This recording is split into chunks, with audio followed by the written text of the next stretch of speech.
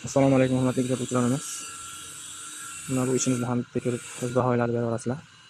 Bu ishimiz Andijon Stroka zapravkasini o'rtasidagi cheklarda bo'lgan.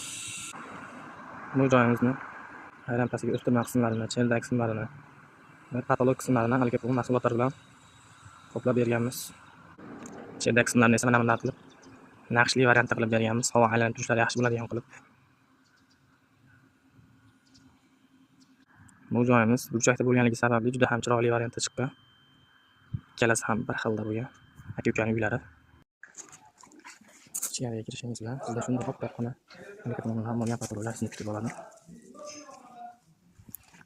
Bizning asosiy qilinadigan ishimiz hozir bu yerda mana shu shapka qismi bilan mana letni oshxonamiz bo'ladi. Shuni patolog qismlarini qilib beramiz. Ichkari qismida shapkalarni qilib berganmiz. Bu joyimizga umumiy hisobda 900 kvadrat yig'im ishlatganmiz. Hozir qilinadigan ishimiz yana 100 kvadrat atrofida. Jami 1000 kvadratdan oshiqroq bo'lyapti bu obyektimiz. Nesa bo'lakan jamom? Burada ham bitta, ikkita, uchta, to'rtta patolog. Narigi ikkita bilan 6 ta patolog.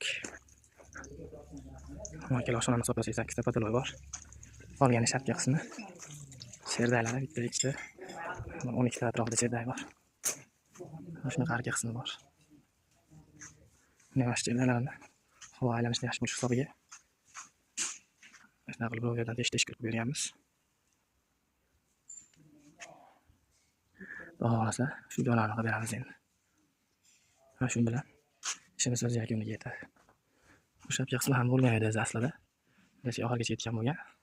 Keyin qo'shimcha bo'lgan. Shuni hisobga chiqarib tashlaganmiz.